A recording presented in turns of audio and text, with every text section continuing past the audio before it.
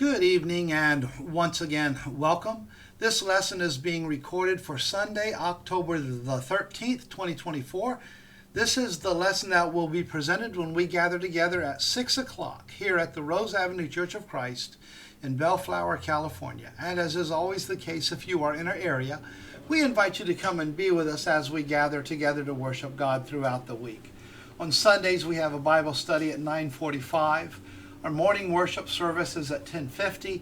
Sunday evening worship service is at 6 o'clock. And then on Wednesday night, we have another Bible study. And we would be honored if you are in our area, if you come and visit with us at any and every one of these times. You will find that as we gather together, we strive to follow God's pattern in everything that we do.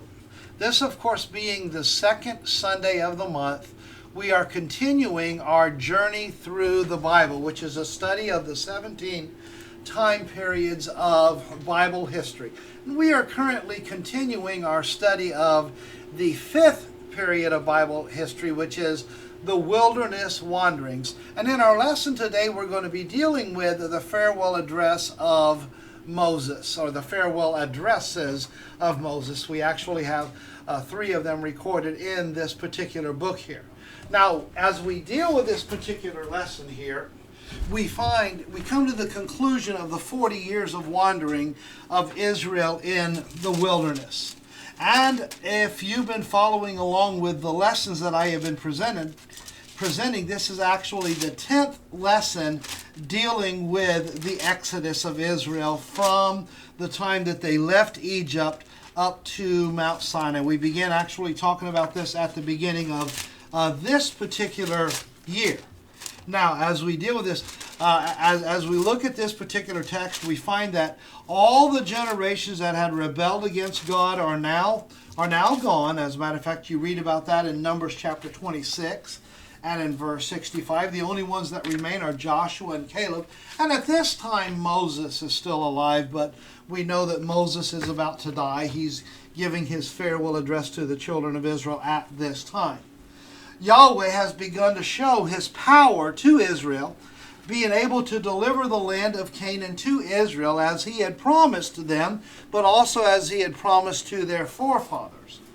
Moses, knowing that he's not going to lead them into the conquest of the land, he prepares them with a set of speeches. And that's what we have recorded in the book of Deuteronomy.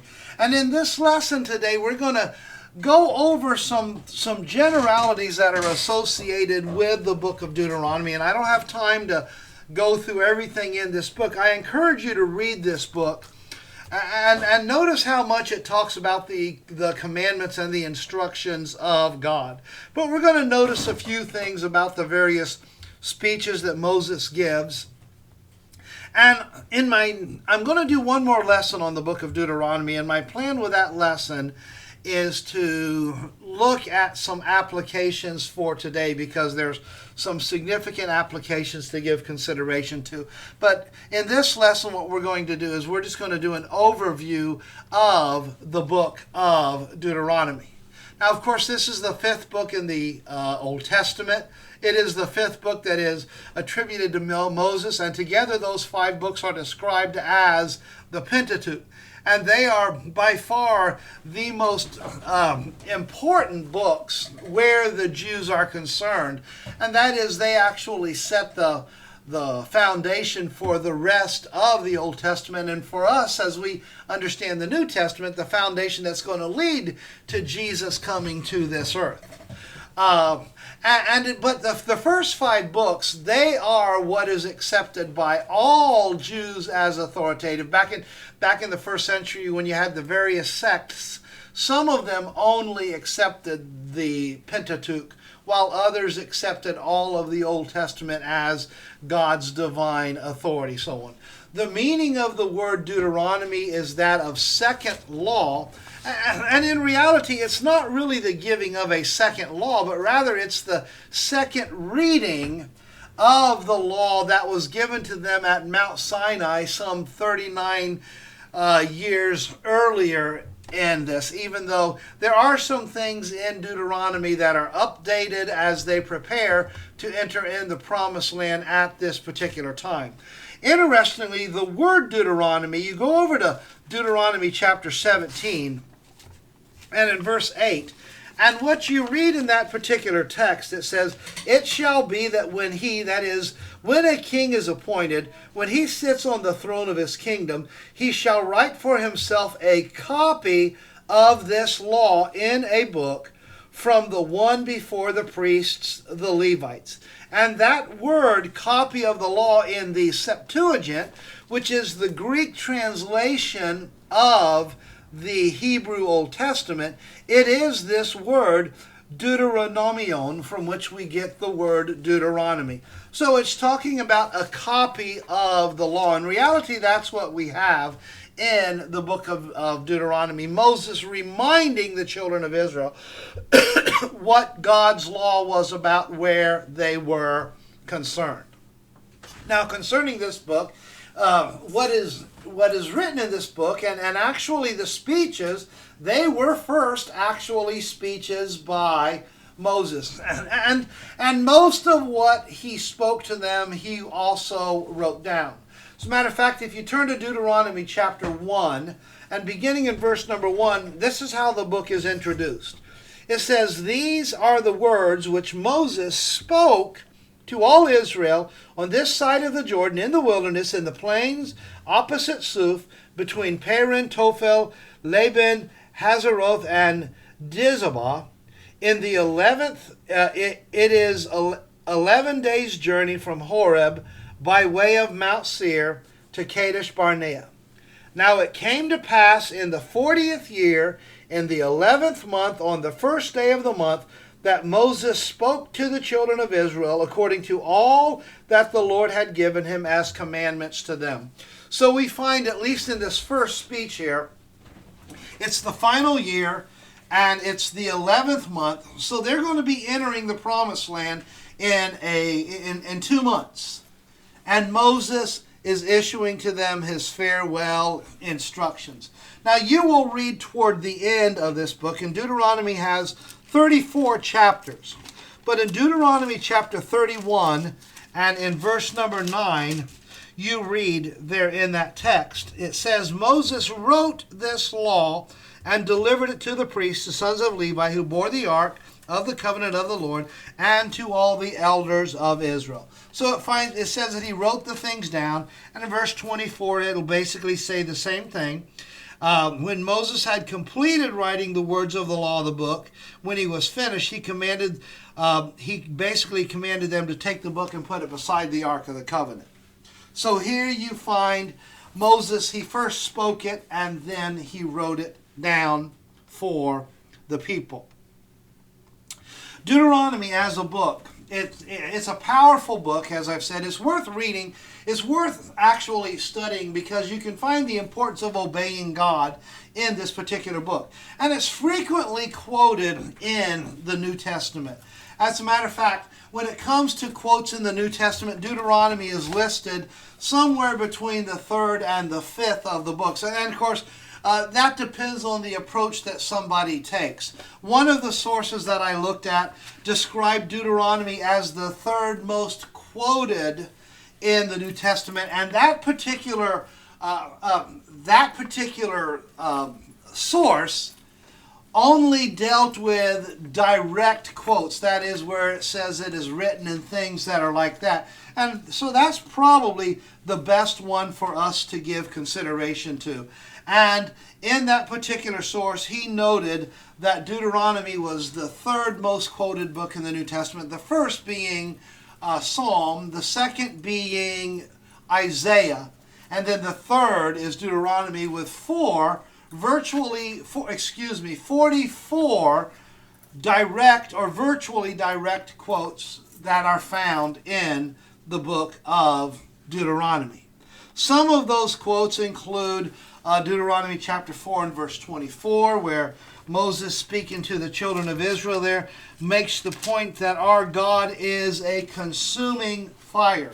You find that in Hebrews 12 and verse 29, after the Hebrew writer challenges us to serve God with reverence and godly fear, for our God is a consuming fire.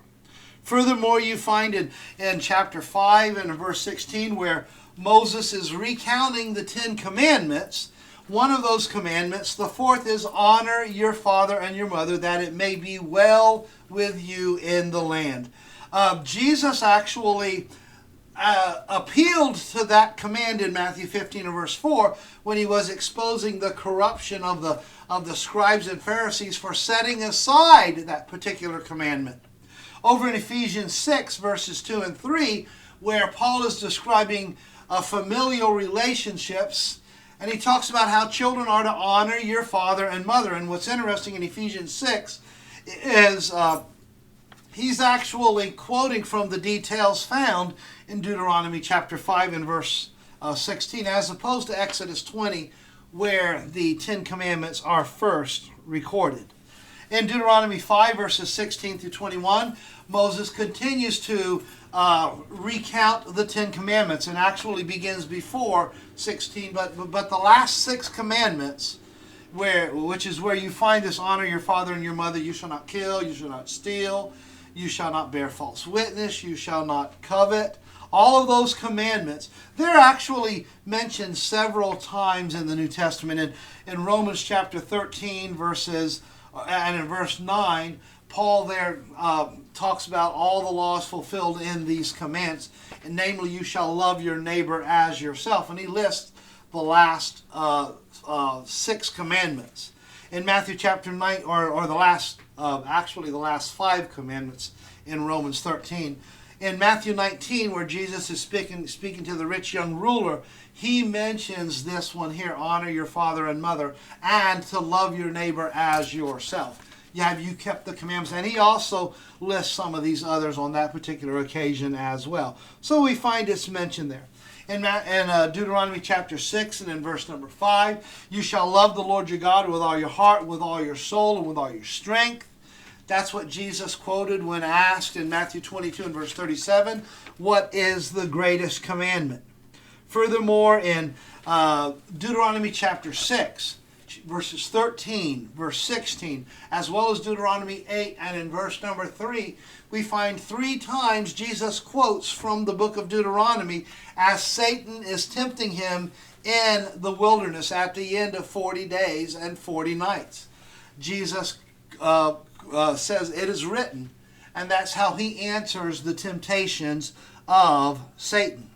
In chapter 18 and verse 15 of Deuteronomy, Moses talks about that God's going to eventually, Yahweh is going to send a prophet like me. Him you shall hear. And he talks a little bit about that in Deuteronomy 18, where he contrasts this prophet and prophets of God with false prophets.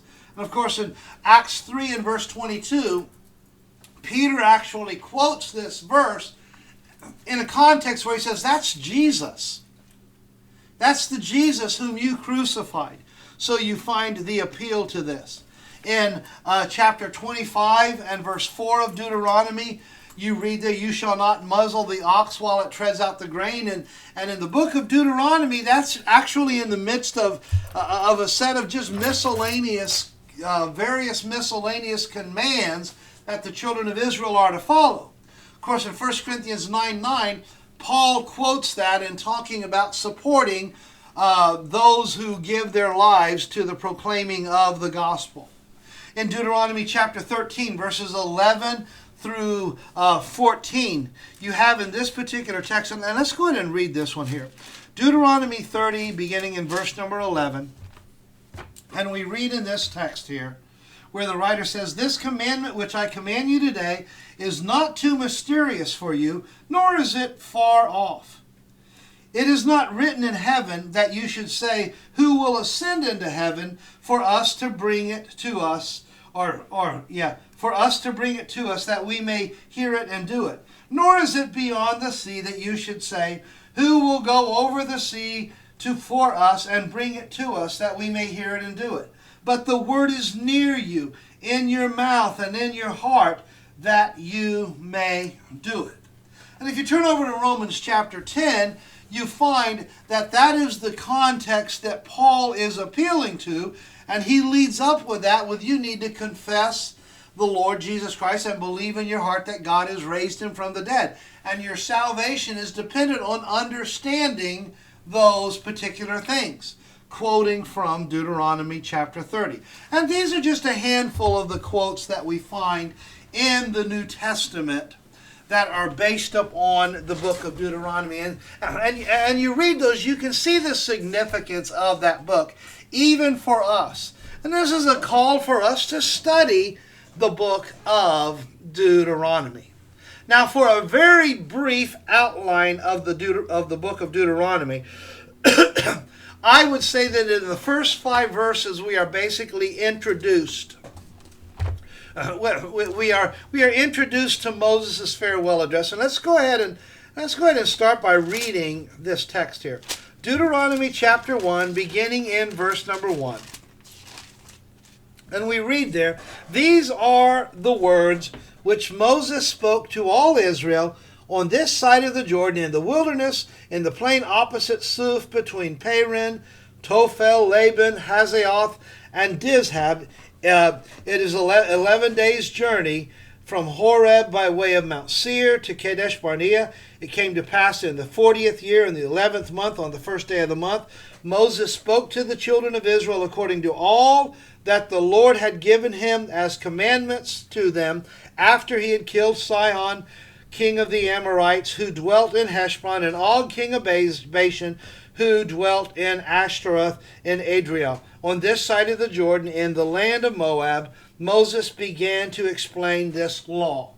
And he goes on and he explains it. So here's your introductory observations, identifying Moses is the one speaking to the people.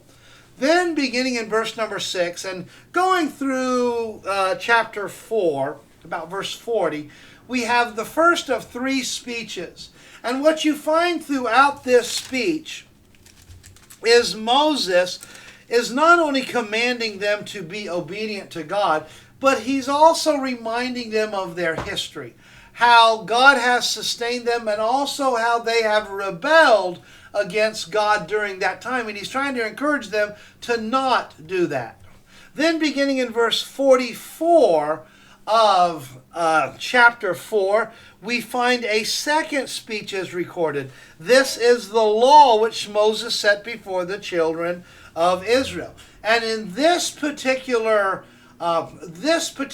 speech, we find Moses begins with the 10 Commandments, and following that, he just gives them several instructions that are to apply to them, reminding them of what the law of Moses was going to be about, and the law that they were expected to follow as they inherited the promised land. And then we come to chapter 29. And in chapter 29 and 30, we have this covenant that is going to be renewed between the children of Israel and God as they prepare to cross the Jordan River. And so you have this call for them to remember the covenant that they had made at Mount Sinai and to keep that covenant. And there's several significant things throughout those texts. And then we come to chapters 31 through 34, the final chapters, and we find some final details that take place concerning Moses and the end of his life. You find here that Joshua is the one who is appointed to take the place of Moses. You find that they are instructed to read the law every 7 years to remind themselves in chapter 31, verses 9 through 13. You find, beginning in verse 14 of chapter 31, that Yahweh actually tells Moses that I know Israel, and they're going to rebel against me. And so he warns that that's going to happen. And he has Moses write a song about this. And the whole point of writing this song is that if they sing this and when they start rebelling against God, they're going to know that it's what Yahweh told them would happen. But there's also the promise of taking them back if they repent and return to him. And I'll touch on that a little more as we go through this lesson here. Then in chapter 33, you find the final blessing of Moses He's told that he's going to go up and be able to view the land from Mount Nebo, and then after that, you find the Song of Moses, and then you have Moses gives the final blessings to the children of Israel in chapter 33, and he does it to each one of the 12 tribes, much in the same way that Jacob had done over in Genesis chapter 49 as he's about to die. So Moses blesses and basically speaks about all the 12 or all the tribes of Israel in that particular blessing there. And then in chapter 34, he goes up to Mount Nebo where he dies. And we're specifically told that God buried him, and no one knows where God buried the body of Moses. And there's a lot to be said about that, but that's for another time. So that's just a brief outline of this particular book. Now, some observations that I want to make as we go through this study is I want to note how what the book of Deuteronomy is actually about is it is a call for loyalty to God. That's actually what you find throughout this book. There is a continued emphasis on Israel obeying God's commands. For example, the word commandment is actually found 132 times in 99 different verses.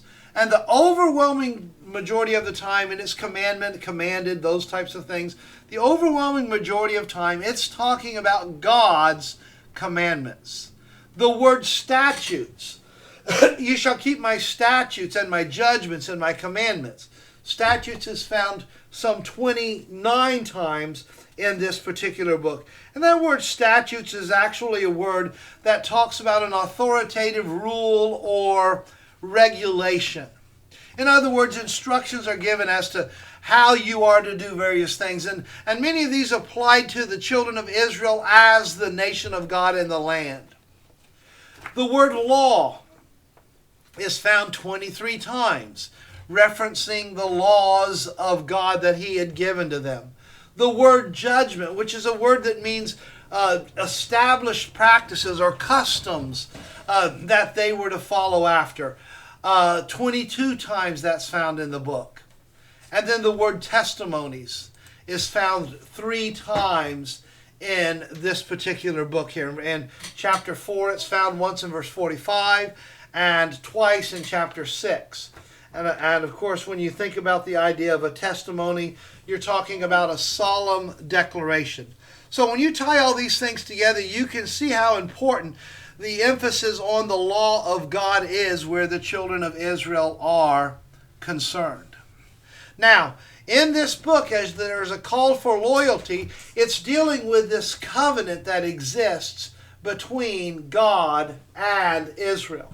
In Deuteronomy chapter 29 and beginning in verse number 1, you read there that these are the words of the covenant which the Lord commanded Moses to make with the children of Israel in the land of Moab, besides the covenant which he had made with them at Horeb. So you find the instructions that were given to them, and that word covenant is a word that means a contractual agreement that calls for binding action between two, and I guess in some cases, or more parties. And in this case, it was this binding agreement that was to exist between God and Israel. God makes promises. If you will obey me, this is what I will do for you. And the children of Israel have made the promise that they are going to keep it, even though you don't find it so much in those words in the book of Deuteronomy. But you can go back to the book of Exodus, and at Mount Sinai, you can find in verse number 5 there of Exodus 19 that Yahweh made a covenant with the children of Israel. And in chapter 19 and verse 8, they say, we will do what he said to do. So you find the covenant, and here Yahweh is telling Moses, the Lord is telling Moses, this is the covenant. And he builds upon it a little bit as we've gone through the book of Deuteronomy. The word covenant is actually found some 27 times in the book of Deuteronomy. And it's dealing with this covenant between God and Israel the overwhelming majority of times. Now, covenants had always been important to God and to his people. For example, in Genesis chapter 6 and verse 18, this is as God is about to destroy the world by flood, and Noah found grace in his eyes. You read there that Yahweh established his covenant with Noah. And he basically said, I'm establishing the covenant that I have made with my people. And that's probably a reference to Genesis chapter 3 and verse 15, among other things, where the promise was made that the seed of woman was going to crush the head of Satan. So you have the covenant that is made. After the world is destroyed by flood and replenished, we find that beginning in verse 9 of chapter 9, that Yahweh again makes a covenant. And the rainbow is a sign of this covenant, that he's never again going to utterly destroy the entire world by flood. And so you have that covenant that is actually made in that particular text. But then we have Genesis chapter 15 and in verse number 18. And where we are concerned, this is the covenant of significance. Because you read there in Genesis chapter 15 and beginning in verse 18, it says, on the same day, the Lord made a covenant with Abram, saying, to your descendants I have given this land from the river of Egypt to the great river, the river Euphrates. So he made a covenant with Abraham on that day. And this is where, Abraham he's old, and God had made a promise 25 years earlier, or about that long, maybe not quite that long as this is being stated here. And he's frustrated because Sarah's childless. And Yahweh says, I'm going to keep my word. Just be patient. And he made a covenant with him and said, look around. I'm going to give you all of this. This is going to be given to your descendants. And that was the occasion said where you're going to have to wait. You're going to die a good old age, but your descendants are going to inherit this land. And I'm convinced that ultimately that's the covenant that we're dealing with in the book of Deuteronomy and at Exodus. It was a continuation of that covenant. You're going to find references to this covenant throughout the Old Testament in 1 Kings 8, where Solomon is dedicating the temple after it was built. He makes reference and appeals to this covenant. 2 Kings 23 later on, after Israel's been carried away, Josiah is now a righteous king, and he's the final righteous king of Judah. They're about to be carried away by Babylon into captivity. Jerusalem's about to be destroyed, but Josiah, being a very godly king, renews this covenant with God. This book of the covenant that had been brought to him, which is very likely the book of Deuteronomy. And he reads this and he realizes their fate. And so you can see the importance of covenants where Israel was concerned. Now Moses is reminding Israel that they belong to Yahweh. And they're obligated to faithfully serve him. And that's the point. And again, you can go back to the covenant that was made between the Lord and Israel at Mount Sinai. And as I said, in verse number 8 of Exodus 19, they said, all that you have commanded we will do. They repeat that in chapter 24, verses 3 and 7. We're going to keep the commandments that you have given us. And you're going to find something similar in Joshua, as well as in other places. But sadly, this acknowledgement within our text about the covenant, it's also peppered with the acknowledgement from God that Israel is not going to remain faithful, that they're going to rebel against him and they're going to turn to idols and so on. And Yahweh notes what he's going to do to Israel when they rebel against him. But you have promises of blessing if they return. Now there's an interesting observation to be made, and as I was preparing this lesson, I came across this observation actually in more than one source. In this particular case, I'm actually quoting a paragraph from Unger's Bible Dictionary dealing with the book of Deuteronomy. And it talked about treaties as they existed between nations during that time. And you read from the Unger's Bible Dictionary concerning the times of the second millennium BC. And incidentally, that second millennium BC is the time when Moses is leading the children of Israel. And it talks about Near Eastern treaties, which is the location where Canaan was located. And it's talking about treaties that were imposed between a vassal by an overlord or a great king, such as the nation of Hittite. And there's some historical recordings of Hittite rulers and some of the things that were in their treaties. And the book of Deuteronomy is compared to that. There's a remarkably consistent form, if you will. Now, when you think about a vassal nation, what you're talking about is a nation that is in submission to a king or to another nation.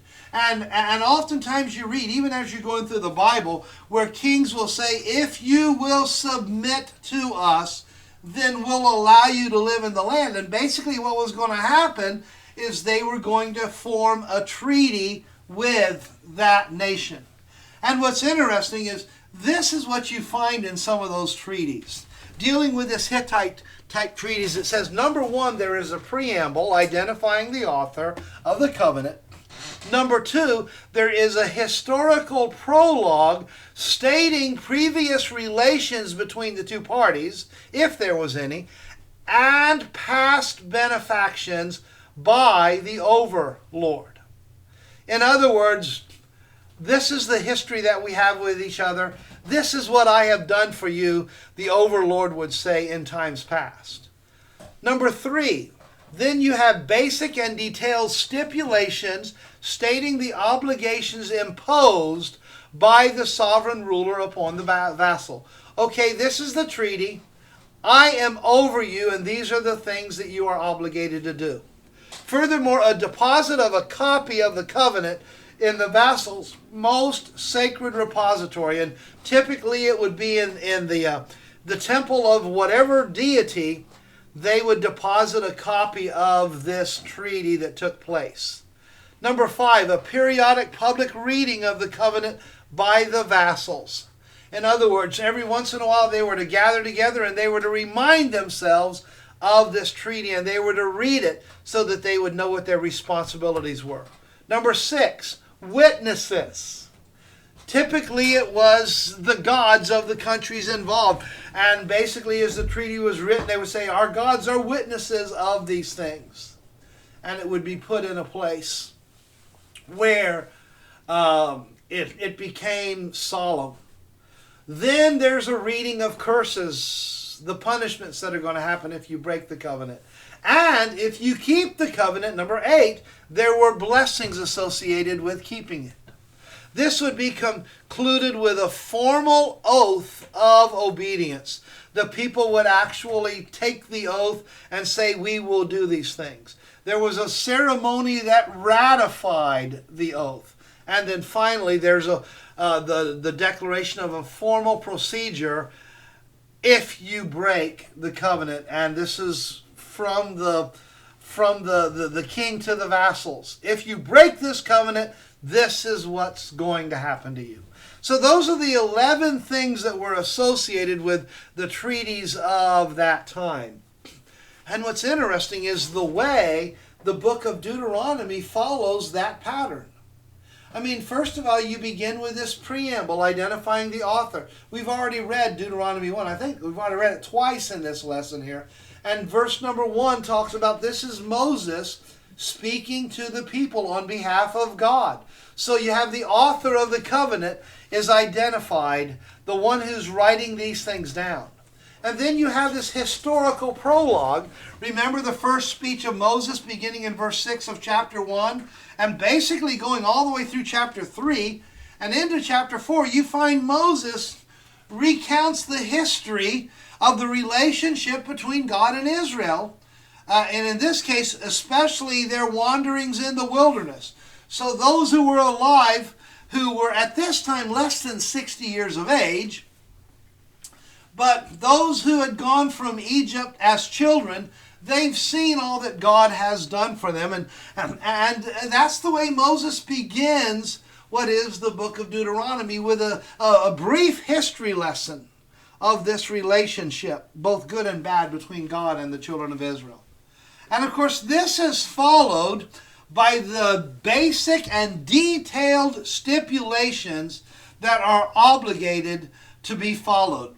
And in chapters 4 through 26 of the book of Deuteronomy, Moses reads from what had been given to him by Yahweh on Mount Sinai, parts of that, and he reminds them of their laws and gives them the instructions.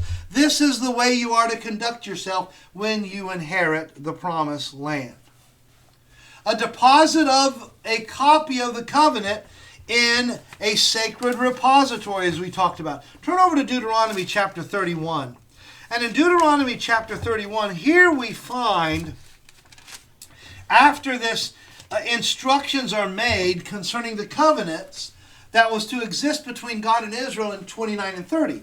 In chapter 31 and in verse number 9, we read there, Moses wrote this law, delivered it to the priests, the sons of Levi, who bore the ark of the covenant of the Lord, and to all the elders of Israel. And Moses commanded them, saying, at the end of every 7 years, at the appointed time, in the year of release, at the Feast of Tabernacles, you shall gather to read this. And I'm actually getting a little bit ahead of myself with that, but he makes the point there. He's writing the law, and then in verses 26 and 27 of this chapter, we read here, take this book of the law and put it beside the ark of the covenant of the Lord your God, that it may be a witness against you. The book itself served as a witness, and it was to be deposited, a copy of this, and this law was deposited next to the Ark of the Covenant in the Holy of Holies. This is the covenant between God and Israel, and that's where it was to be placed. Furthermore, and I just read this in chapter 31, verses 10 and following, every 7 years you are to gather together and you are to read this law. The book of Deuteronomy, at least, they were to read through that book to remind them of their relationship with God. Witnesses. Again, we said generally the gods of the countries involved. They would place the treaties in their temples because that was a sacred place. And supposedly the God that they believed in would witness this. Well, think about what Moses said. Put it next to the Ark of the Covenant. It was a witness. And Moses actually described the law itself as a witness against them. Curses for breaking the covenant. Deuteronomy chapter 28, verses 15 through 68, over and over. And it gets more and more detailed. If you break God's law, this is what's going to happen to you. I'm going to punish you.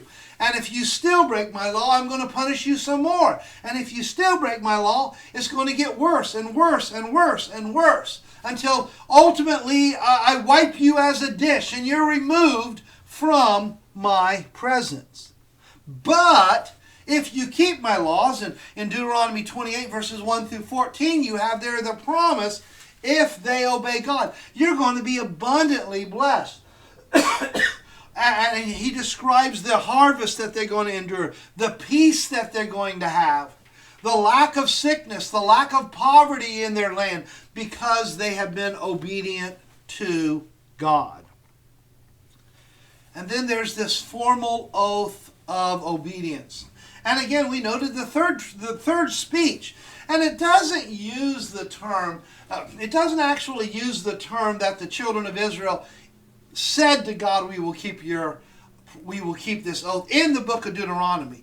But again, I take you back to the book of Exodus, where it was mentioned there. And in chapter 29, as Moses is reading this, he's making the point that the Lord told me to write these things in this covenant. So it's clearly implied that they were going to follow the covenant as such. And again, you find that in chapter Exodus 24 and verse 7, where the people promised they would keep the laws of God. And in Joshua 24, after they inherit the promised land, they're going to make the same promise. We're going to do what God says. We're going to keep this covenant. There's a solemn ratification ceremony. Over in Deuteronomy chapter 27, instructions are given to the people that after I give you this land, when you cross over, he says in verse number 5, you shall build an altar to the Lord your God, an altar of stone. You shall not use an iron tool on them. You shall build with whole stones the altar of the Lord your God, and offer burnt offerings on it to the Lord your God. You shall offer peace offerings and rejoice. After you cross the Jordan, you're going to build this. You're going to build this altar. This is the formal ceremony, promising that you're going to follow me. And again, you see that in Joshua they did. They built the altar, and they made the promise that they were going to follow God. And then finally, there's a formal warning: if you rebel against me.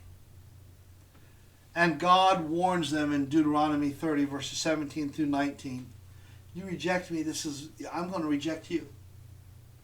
So you find it's remarkable that the book of Deuteronomy is written like a treaty of that time. And so many of the characteristics are prevalent between there. Now, of course, the book of Deuteronomy is inspired. And this is dealing with the one true God and his covenant with his people. So, that's what you have in the book of Deuteronomy. Now, let me just take just a few minutes this morning or this evening as I wrap up this part of the lesson. And let's just notice a few of the texts in the book of Deuteronomy that I find to be significant texts. And I want to remind you that in our next lesson in this study, I'm going to revisit the book of Deuteronomy, and I'm going to make practical applications. You know how we've all over and over as we've gone through these lessons, we've concluded with some applications. Well, I want to dig in on that a little bit in our next lesson because there's so much to learn from this book. But let's conclude this lesson by looking at a few passages of Scripture. For example, in Deuteronomy chapter 4, verses 1 and 2, you read there in that text, "Now, O Israel, listen to the statutes and the judgments which I teach you to observe, that you may live and go in and possess the land which the Lord God of your fathers is giving you. You shall not add to the word which I command you, nor take from it, that you may keep the commandments of the Lord your God, which I command you." Don't add to it, don't take away. Verses 7 and 8, where he's describing there, be careful to observe the laws I give you in verse 6. Then he says, for what great nation is there that has God so near to it, as the Lord our God is to us, for whatever reason we may call upon him? And what great nation is there that has such statutes and righteous judgments as are in all this law which I set before you this day? Only take heed to yourself and diligently keep yourself, lest you forget the things your eyes have seen, unless you depart from your heart, or unless they depart from your heart all the days of your life, and teach them to your children and your grandchildren. What great nation is there like this one that God has cared about? In chapter 5 and in verse number 29, you read there, and again, this is where Moses is dealing with where the people heard the voice of God at Mount Sinai, and they feared and asked Moses to speak to them. And the Lord said in verse 28, they're right in all that they have spoken. Verse 29, oh, that they had such a heart in them that they would fear me and always keep my commandments, that I might be with them and with their children forever. What a powerful statement that is there. Oh, that they had the heart that would cause them to remain faithful to me. Sadly, Yahweh knew that that was lacking. Deuteronomy 6, verses 4 through 9. Here you read, "Hear, O Israel, the Lord our God, the Lord is one. You shall love the Lord your God with all your heart, with all your soul, with all your strength. And these words which I command you today shall be in your heart. You shall teach them diligently to your children, and shall talk to them when you sit down in your house and walk by the way, when you lie down and when you rise up. You shall bind them as a sign on your hand, and they shall be as frontlets between your eyes. You shall write them on the doorposts of your house and on your gates." What a powerful statement where Moses there says, number one, you've got to love God with your all. And you know that He's the only God. And you need to teach that to your children. And they need to see that ingrained in them in their home, both physically and or both formally and informally. You need to drive the point home. Chapter 7, verses 6 and following. You read there, "You are a holy people to the Lord your God. The Lord your God has chosen you to be a people for Himself, a special treasure above all the people of the face of the earth. The Lord did not set His love on you, nor choose you, because you were more in number than any other people, for you were the least of all peoples. But because the Lord loves you, and because He would keep the oaths which He had swore to your fathers, the Lord has brought you out with a mighty hand and redeemed you from the house of bondage, from the hand of Pharaoh, king of Egypt. Therefore know that the Lord your God, He is God, the faithful God who keeps covenant and mercy for 1,000 generations with those who love Him and keep His commandments." He makes the point there. Understand that you are God's people, but it's not because you're righteous. It's not because you deserve it. But you are God's people, and you're holy because of the promise that He made to Abraham and Isaac and Jacob, who were faithful to Him. And that's the point he makes. In chapter 8, verses 1 through 6, "Every commandment which I command you today, you must be careful to observe, that you may live and multiply and go and possess the land of which the Lord swore to your fathers. You shall remember that the Lord your God led you all the way these 40 years in the wilderness to humble you and test you, to know what was in your heart, whether you would keep His commandments or not. So He humbled you, allowed you to hunger, and fed you with manna, which you did not know, nor did your fathers know, that He might make known to you that man shall not live by bread alone, but man lives by every word that proceeds from the mouth of God. Your garments did not wear out on you, nor did your foot swell these 40 years. You should know in your heart that as a man chastens his son, so the Lord your God chastens you. Therefore you shall keep the commandments of the Lord your God to walk in His ways and fear Him." And again, you have just another powerful reminder. I fed you with manna for 40 years so that you would depend on me. But also so that you would know that you don't live by bread alone, but every word that proceeds from my mouth. That was what the Lord promised them. He had taken care of them. And it was interesting, he says, your sandals didn't wear out this entire time. How many of us can go a year without a pair of shoes wearing out? Well, here you went 40 years. Your clothes didn't rot. Your sandals didn't wear out. I took care of you, is the promise. Deuteronomy 10, verses 12 through 13. "And now, Israel, what does the Lord require of you but to fear the Lord your God, to walk in all His ways, and to love Him, to serve the Lord your God with all your heart and with all your soul, and to keep the commandment of the Lord and His statutes, which I command you today, for your good." Basically, he's saying, this is what God wants from you. You fear Him, walk in His ways, love Him, serve Him. And it's for your good that you do these things.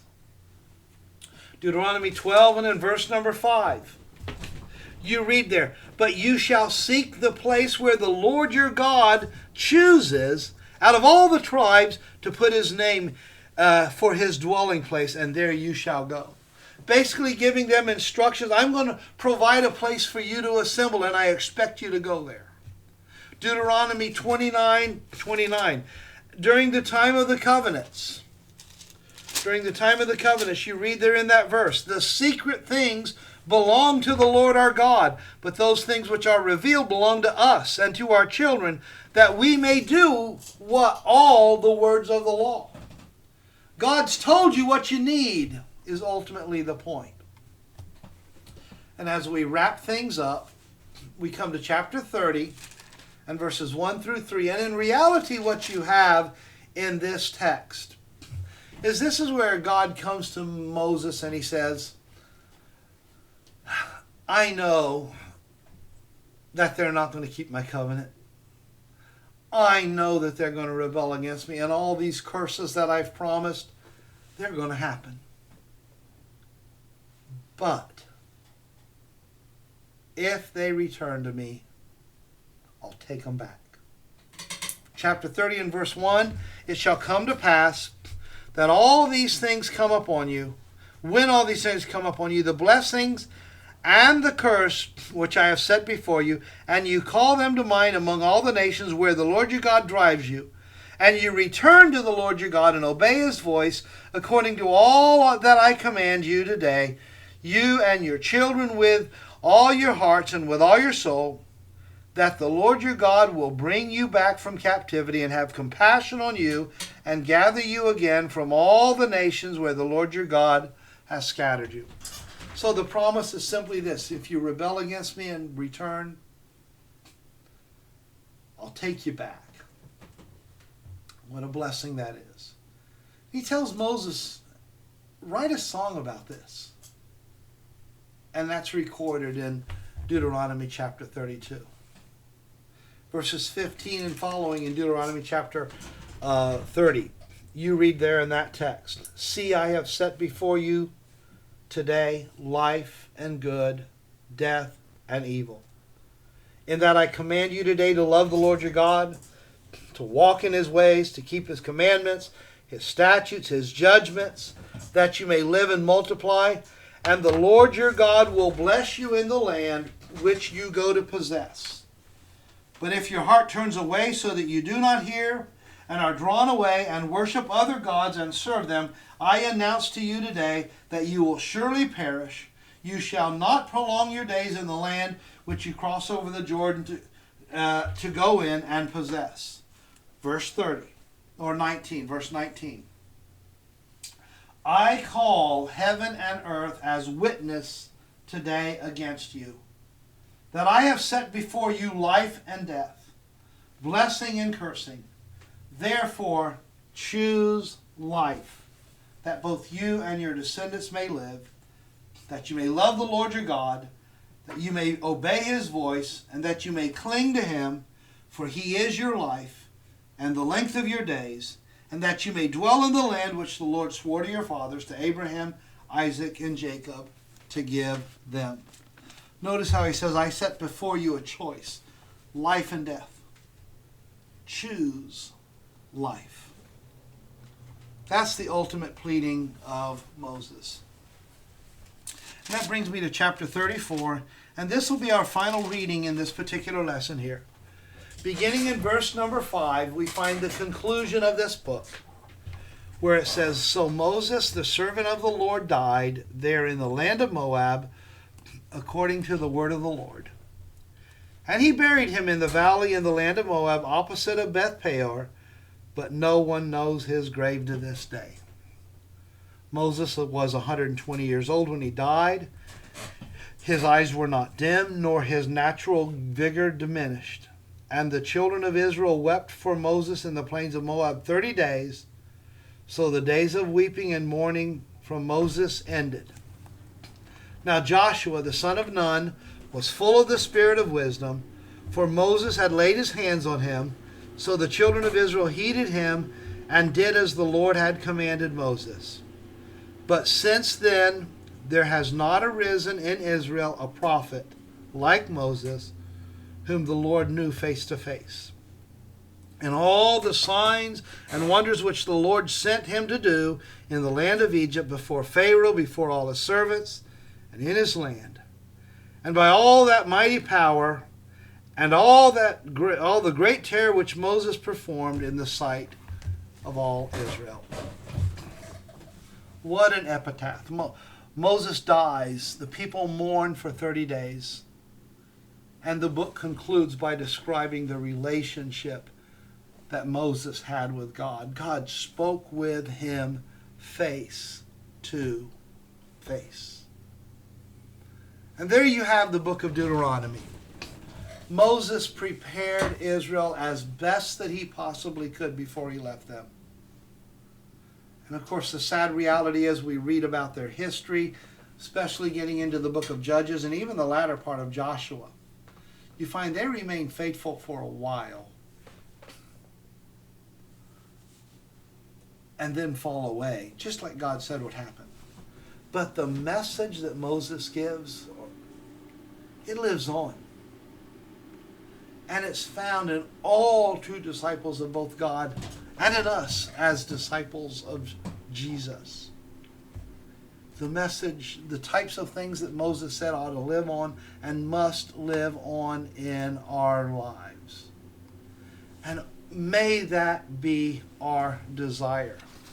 May we in all that we do strive to serve God and to be faithful to Him.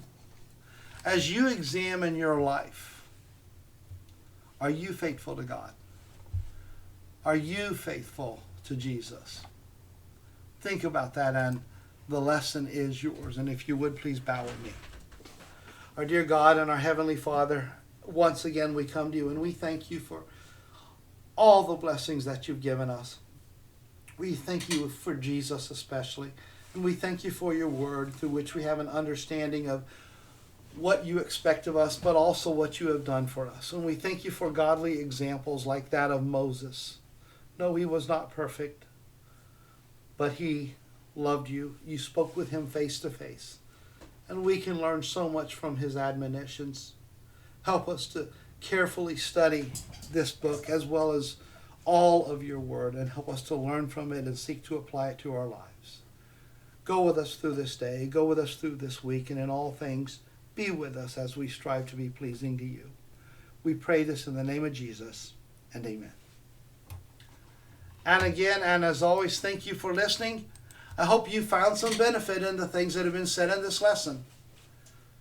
And if there's some question that you have about this that I can help you answer, I'll be more than happy to try.